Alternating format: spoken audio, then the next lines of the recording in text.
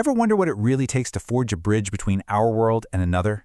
Today, we're diving into the intricate, traditional craft of creating a very specific occult artifact, the Seal of Barbatos. And let me tell you, this is so much more than just metalworking.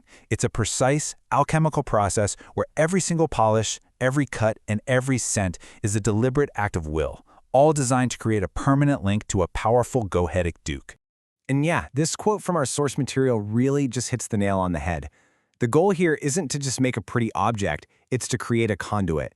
What we're looking at is this incredible fusion of physical skill and focused spiritual intent. The result is something that's both a powerful tool and a true testament to the creator's deep, deep knowledge. So, how in the world is a work like this actually created?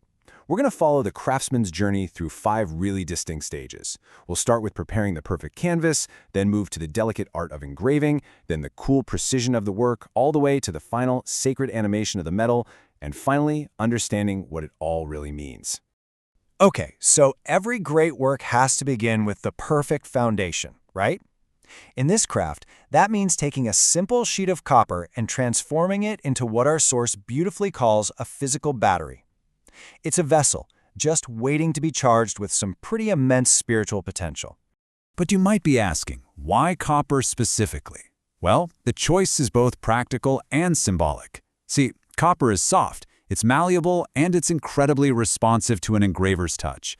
And that is absolutely essential, because the geometric signature of a spirit like Barbatos is really complex, and the metal has to capture every single one of those fine lines with perfect fidelity. The preparation itself is basically a ritual. It all starts with high-purity copper. Next, it gets planished, which is a fancy way of saying it's polished to a flawless mirror-like finish to get rid of any physical imperfections. And then, finally, the metal is spiritually exorcised.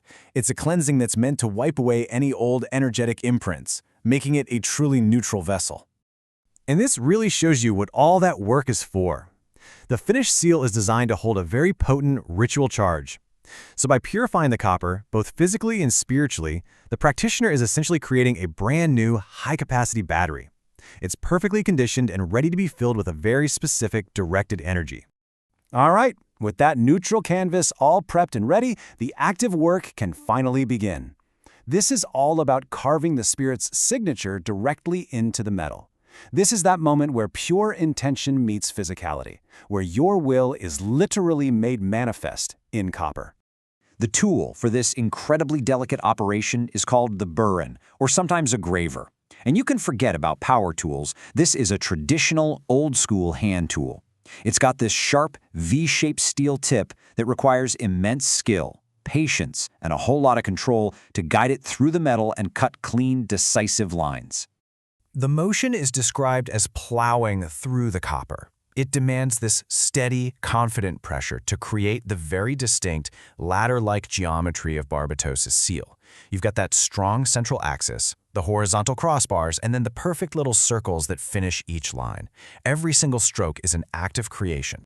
Now here's the crucial point. None of this is just for decoration. These design elements are entirely functional. The grooves have to be deep enough to catch the light, to create a real physical channel, a place for the spirit's influence to literally reside inside the object. What's really interesting here is how the metal is worked. The technique is just as important as the tool, and it all revolves around one central idea, maintaining the absolute energetic purity of the copper. And this is achieved through something called cold working. So unlike blacksmithing, where you see intense heat, this entire process is done at room temperature. The belief is that heat actually distorts the metal's crystalline structure, which in turn dulls its spiritual properties. Cold working preserves that structure, which is thought to enhance its natural conductivity for these subtle forces. Once the sigil is completely cut, a final refinement takes place. The sharp edges of the engraving are carefully smoothed down. Now this is partly practical, of course, but it's also a profound sign of respect. It's the kind of meticulous care that's due to a vessel being created for a great Duke of the Order of Virtues. And now we get to the final transformative stages. The finished physical form is about to be consecrated and awakened, preparing it for its ultimate purpose. This process is known as dressing the metal. In some traditions, there's an extra step to really enhance the sigil's power. The engraved lines, especially those sharp, V-shaped flourishes that represent Barbatos' identity as an archer, are filled with a dark ink or alloy. This makes the geometric pattern really pop, creating a stark visual contrast that helps the practitioner focus their inner vision on the seal during a ritual. The final consecration follows a very precise recipe of materials. The seal is washed or fumigated with specific planetary scents, those of Venus to honor the copper itself, and Jupiter for noble authority. It's then anointed with sacred oils, cedarwood for strength and grounding, and frankincense to purify and elevate that spiritual connection. Then it's carefully wrapped in clean silk or linen. This dressing serves a fascinating dual purpose. On a spiritual level, it perfectly aligns the object with the specific energetic vibrations of Barbatos. But on a purely practical level, those oils also protect the pristine copper from tarnishing, preserving the masterwork until the precise astrological moment it's needed. So after all this work, the polishing, the carving, the consecration, what has actually been created? Well, it's far more than just an engraved disc of metal. It's a masterwork of will, a tangible and permanent bridge between worlds. And this, maybe, is the most profound part of the entire process. The sheer physical effort, the hours of focused labor, the patience, the precision, is itself a form of sacrifice. This powerful investment of time and personal energy is believed to forge an unbreakable bond between the practitioner and the spirit they're trying to contact. And the final object is a direct reflection of that bond. It's a powerful focusing tool for sure, but it's also a permanent testament to the creator's skill and knowledge.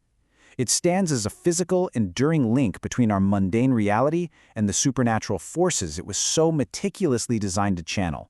This ancient practice really equates effort with power. So if the labor is the sacrifice, what does that say about the value of creating something by hand, with real patience and deep intention, in our own fast-paced, modern world? It's something to think about.